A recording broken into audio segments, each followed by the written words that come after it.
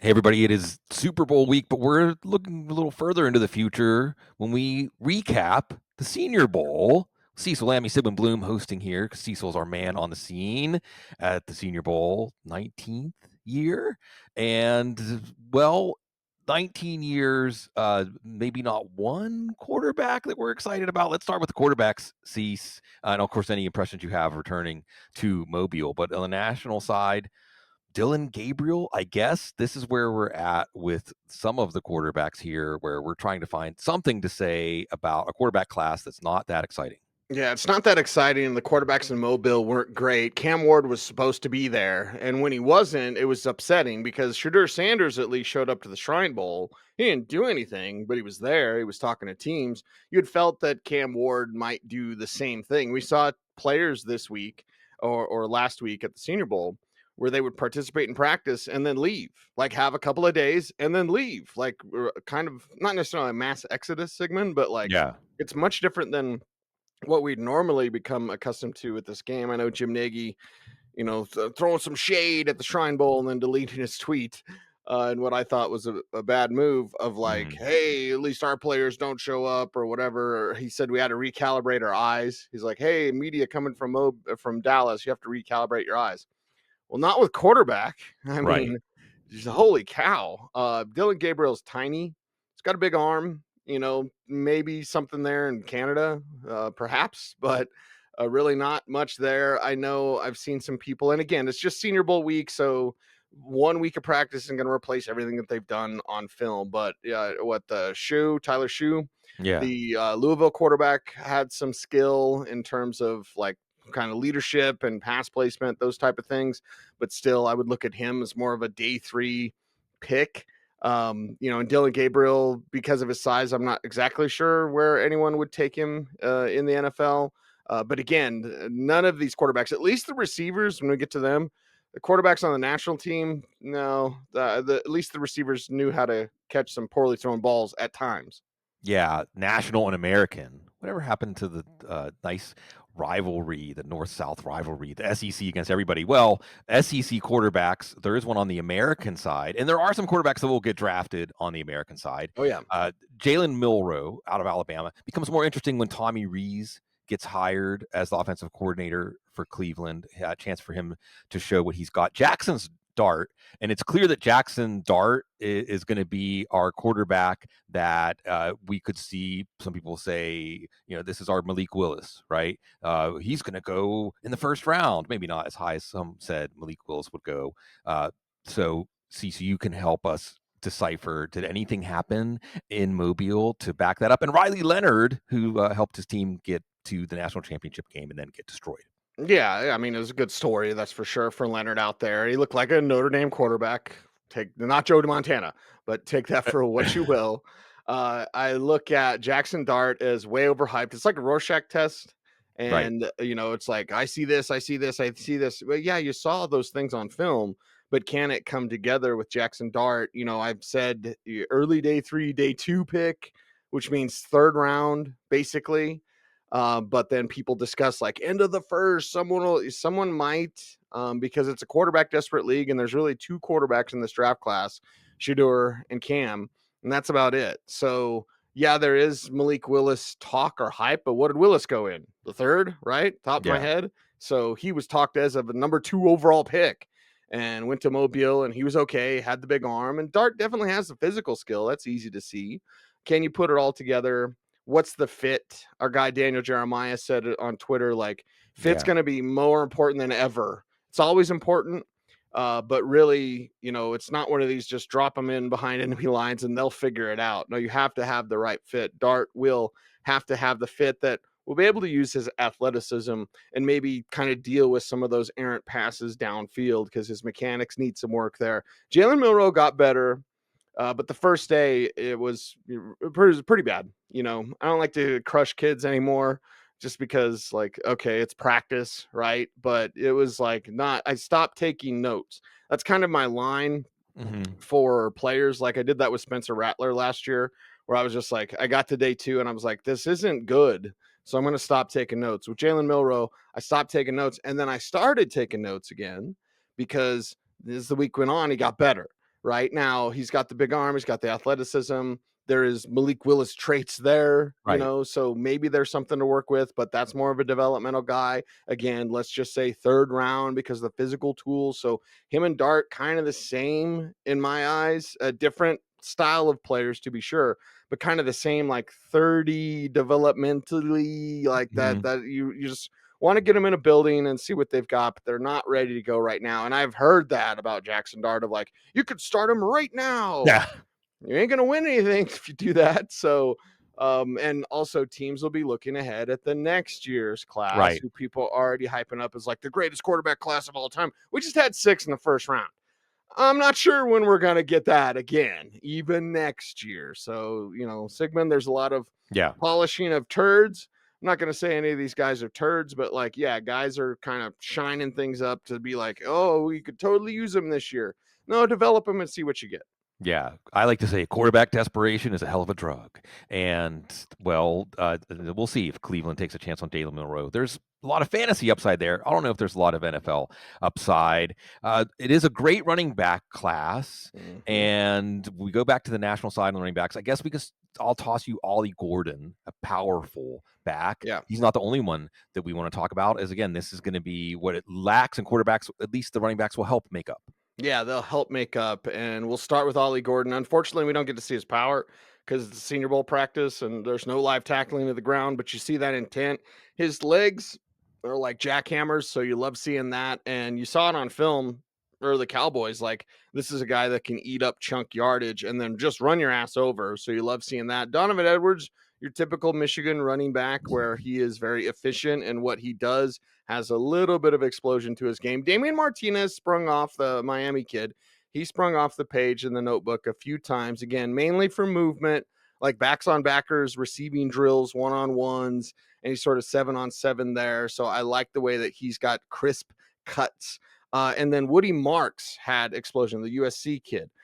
More of a change of pace back, but a guy that looked like he can catch passes easily and then just turn on the gears. Now I'm going to hack his name and I apologize, but Bashul Tootin, the Virginia Tech kid, also has some interest there. LaQuint Allen, I didn't get in my notebook a whole lot, the Syracuse kid. So an interesting side, not the best side of running backs at the Senior Bowl, but some interesting players. And again, this draft class is kind of like a buffet. Pick what do you want. Yeah. You want a power back, you got Ollie Gordon. You want a receiving back, well, you got Woody Marks.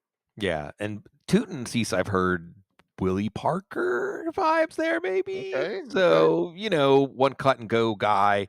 Now someone that more than jumps off the page. Cease, I had people telling me Cecil's really excited about this running back. Ha. So we're gonna start out the American side with Devin Neal out of Kansas. Yeah, he looks like Alvin Kamara. Now I did ask him about that when I talked to Devin Neal, and he's like, "Yeah, I hear that." But he feels he's Joe Mixon, and any guy that can handle a heavy workload. Had a 37 carry game against Colorado where he had 5 touchdowns. How many touchdowns? Like he stomped the Buffaloes. That game was actually in Arrowhead.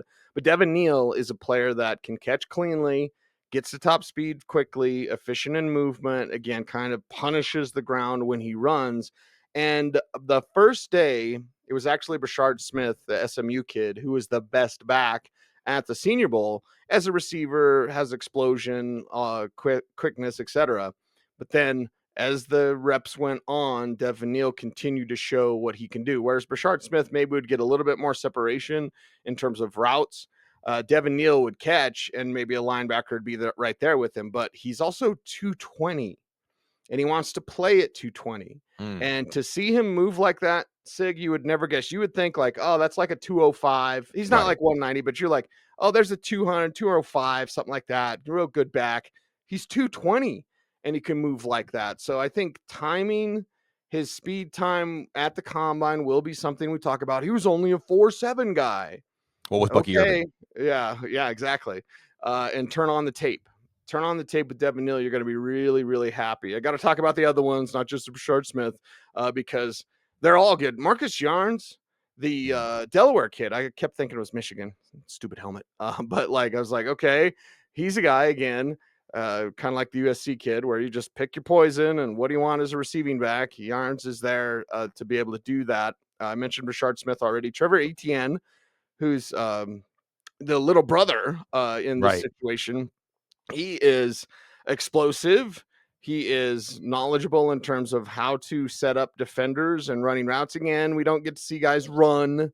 So, that we got to kind of just watch them move in space. And ETN, of course, has that athleticism. Talked to him, talked about his brother, kind of showing him the way and what to expect, all those sorts of things. And Jarquez Hunter, again, kind of an all-around back, in my opinion, that looked pretty good out there for a couple of plays. So he's a player to put a pin in. And you look at this class, Devin Right. Neal, I floated Devin Neal as a third-round pick, and Chad Ryder's like, you get him in the fifth. I'm like, I don't want him in the fifth. I want him in the third because there's such a cluster. Somebody's going to get pushed Yeah. down. Maybe it is Devin Neal. Maybe it's Cam Scadaboo, who was supposed to be at this game, wasn't there.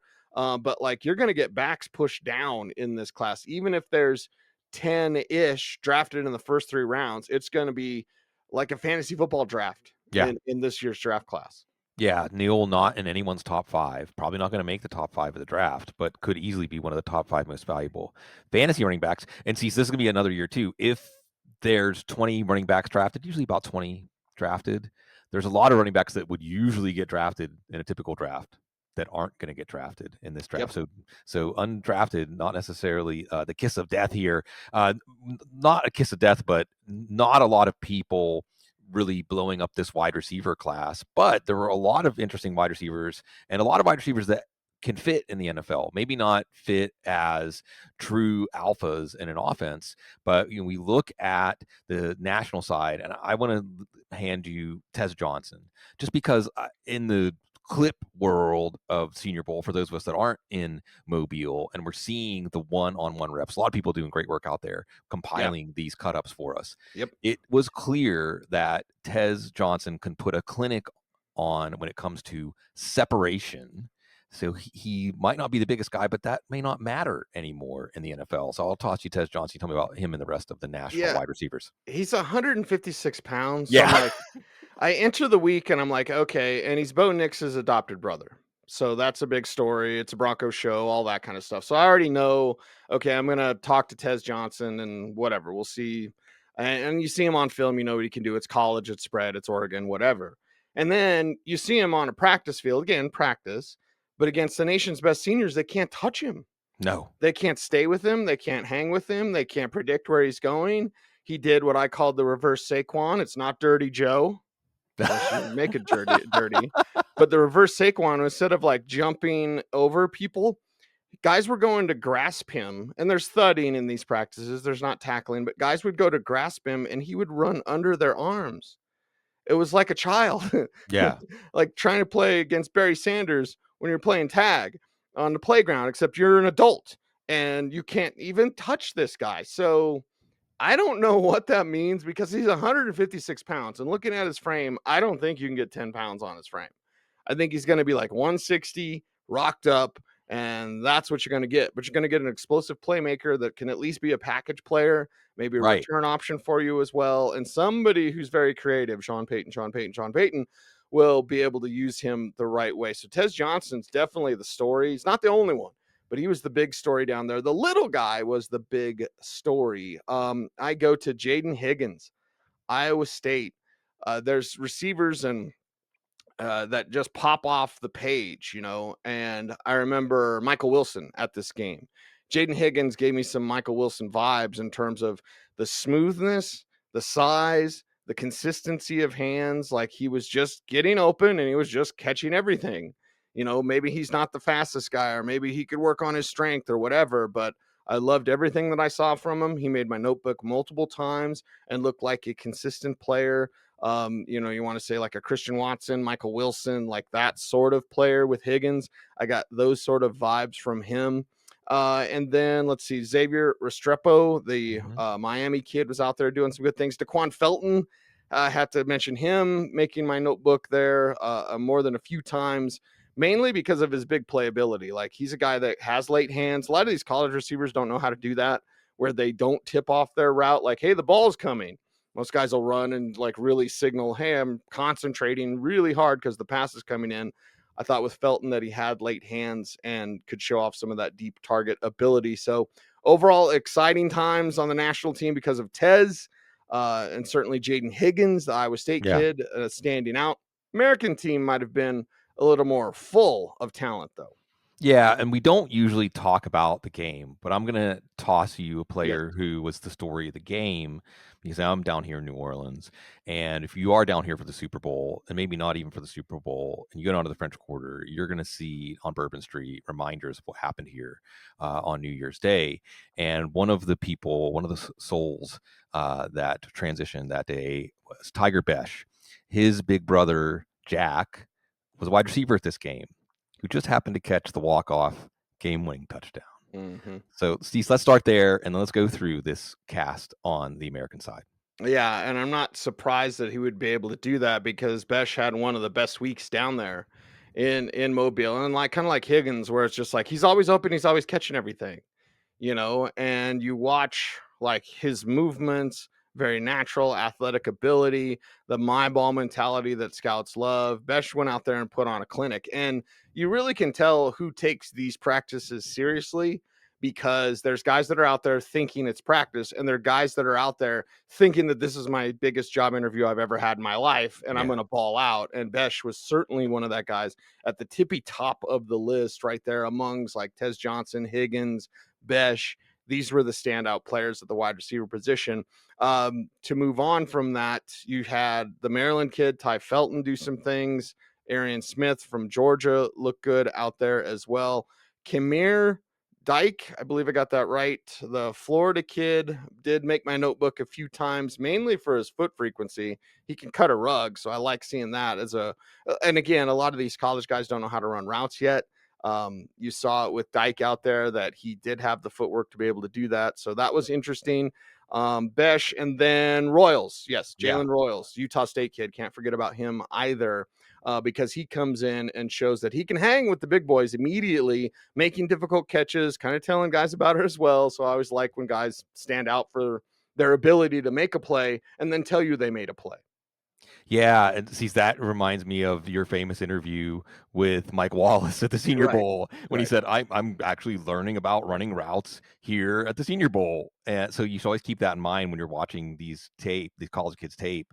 Now, we get back to a high point in the draft when we go to tight ends. Yes. And we had two tight ends. There's a lot of tight ends you're going to need to know, even if you don't play in tight end premium leagues. Hmm.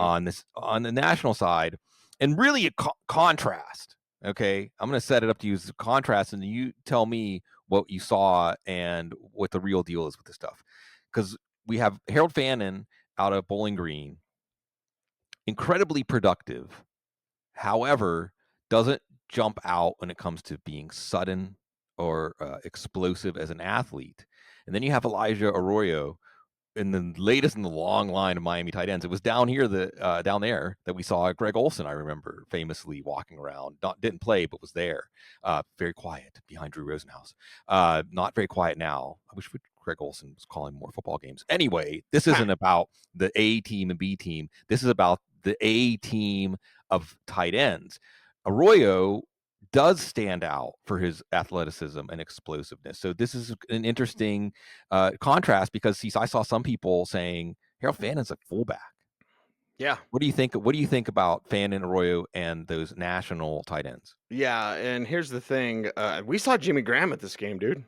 Yeah, Like we saw Jimmy Graham 1 year of college football, like go out there in Mobile and showcase his skill. So I was really excited about Harold Fannin, like really excited. 1,500 yards in a season, not his career.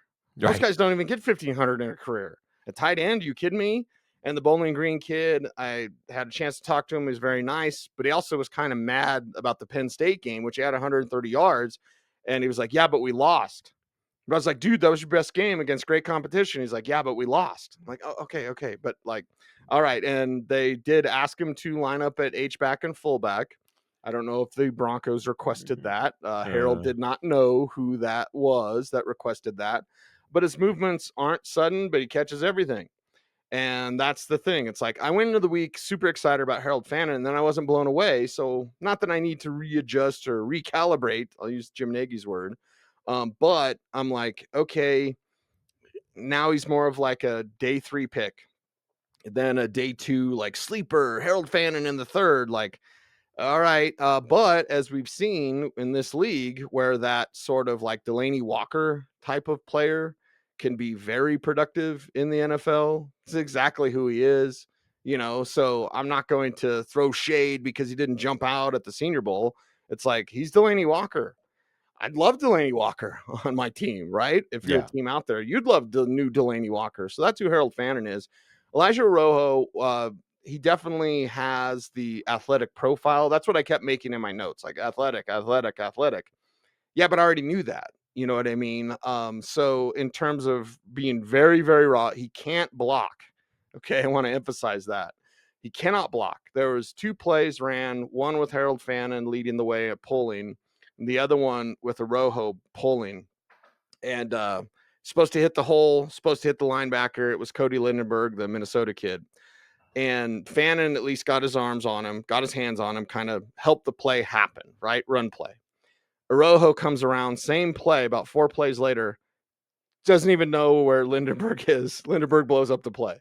Yeah. So it's like, okay, he can't block, don't ask him to block. He's athletic and he's super raw. Do you like that? He wasn't even the best tight end on the team. The best tight end, and spoiler alert, for the entire week was Terrence Ferguson Yeah. from Oregon. So he's big. He definitely knows the basketball stuff, like box out guys. He caught everything thrown his way. We're talking high catches, low catches, in between catches. Would do a little something after the catch. Not a burner by any means. Doesn't have that athletic profile like Arroyo or Mason Taylor, who we'll get to, where you're like, wow, if you could build on that. Ferguson just caught everything out there. So if you want a tight end that can be reliable, knows how to use his frame, and catches everything, well, Oregon's Terrence Ferguson was the best and most consistent all week long. Yeah, Ferguson did a lot for himself, and Fannin, I think it's his 40 time is going to be important. Yes. He's not going to run what Delaney Walker or Johnny Smith did, even though he's in a similar vein. Mhm. We go to the American side. You mentioned Mason Taylor, LSU, and I just like setting him up like this. We watch back in the day. We got to see Julius Peppers play some tight end. We watch. I can't remember the name of the kid from SMU that they converted from defensive end to tight end. Back in Tyrod Thompson, something like that, Thompson, yeah. something. It's we're He was old. that Players All-Star Classic. Right, right. But there is here because Mason Taylor is the son of Jason Taylor, and we are going to get to see kind of what Jason Taylor's son, Jason Taylor 2.0 as a tight end, Mason Taylor leading the way on the American tight ends. Yeah, he's also Zach Thomas's nephew. Ooh. And he also probably had to say, Auntie, chill. I don't think anyone asked him about Joy Taylor, but you never know. We get some weird questions now. Again, I'll be an old man. Senior Bowl is too touristy for me. So I'm just like, I just want to watch practice and Yeah. like, I want to talk ball. I don't need all this other stuff. It's almost like Super Bowl media night where it's like, tell us about your favorite ref. Yeah. So you get all sorts of wild questions, but I don't know if he had to say, Auntie, chill. That's Frank Gore Jr., by the way. Everyone No. look up that clip. It is awesome. It is awesome. Mason Taylor having the athletic profile, I thought he was better than Arroyo. You know, Arroyo kind of caught everybody's attention. Look how athletic he is. I thought Mason Taylor was better because he's not as raw and he knows where to be and he knows how to catch a lot of passes. So him or Ferguson? Ferguson was the most consistent. Taylor with a higher athletic profile was probably second most consistent in terms of tight end production during a couple of days of practice. So Mason Taylor out there showing well and showing, in my opinion, that he's ahead of where Elijah Arrojo is in terms of just development and knowing what to do in the pro level. Then we had the Clemson kid, Jake Briningstool, out there showing good size, good ability. Again, just kind of knowing how to use that big frame. Nobody's really blowing anybody away without athleticism like Mason Taylor would do or Arroyo would do there as well. Jackson Hawes also made my notebook there as well for his ability as a blocker, yes, and as a consistent receiver. So got to bring up him. But the show, certainly on the American side, was Mason Taylor. And again, I think he'll work out better than Arroyo does, or at least start out a little bit better. Tight ends usually take some time. But when you are the son of Jason Taylor and you're the nephew of Zach Thomas, you're already going to know what to expect. You've been, you've been brought up to be this and to be in this league. So Mason Taylor has a leg up. We're glad that we make your notebook of football minds, voices that are worth listening to and reading. And at Football Guys, we are not going away. We're going to contribute to your off season. We're going to have a rookie guide coming out soon. And of course, here on Audible, we're going to be back with a Super Bowl preview, by the way, before we turn the page to a new season. We're going to have combine. We're going to have free agency. We're going to be covering the draft. We're going to be doing all the things that you're used to as we go through this journey through the calendar with you. We love doing it with you. We appreciate the opportunity to serve. It is a privilege. It is a pleasure because you are so classy.